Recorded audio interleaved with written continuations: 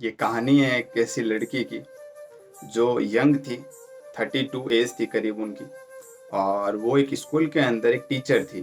तो एक बार जब वो स्कूल के अंदर गई, क्योंकि नई स्कूल के अंदर उनका ट्रांसफ़र हुआ था, तो वहाँ की जितनी भी लड़कियाँ थी वो सारी की सारी मैम के आसपास मंडराने लगी और कहने लगी, मैम आप बहुत खूबसूरत हो, अभी तक आपने शादी क्यों नहीं की। तो मैम ने कहानी सुनाई कि मेरी जो माँ थी उसकी हम 4 बहनें थे। मेरे पिता मेरी मम्मी को अक्सर मारते थे, डाँटते थे और वो मेरी माँ से कहते थे कि अगर इस बार बेटा नहीं हुआ ना, तो याद रख लेना, अगर बेटी हो गई ना तो मैं घर से बाहर निकाल दूँगा। फाइनली भगवान को शायद कुछ और मंज़ूर था। जो 5वीं औलाद हुई वो एक बेटी थी। पिता ने वादे के अनुसार उस बेटी को उठाया और उसे एक चौराहे के ऊपर ले जाकर रख दिया। शाम को पिता जब वापस लौटे तो देखा कि उस बच्ची को कोई नहीं लेकर गया। तो पिता मजबूर हो गए, उस बेटी को वापस घर में लेकर आए रखा।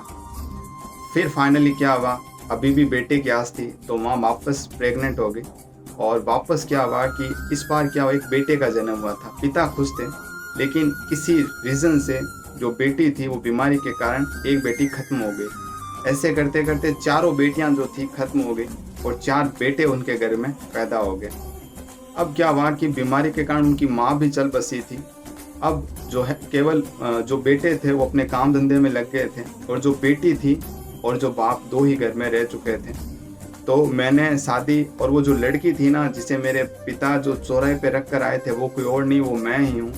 मैंने शादी इसलिए नहीं की क्योंकि मुझे अपने बूढ़े पिता की सेवा करनी है। मैं अपने पापा की सेवा करना चाहती हूँ।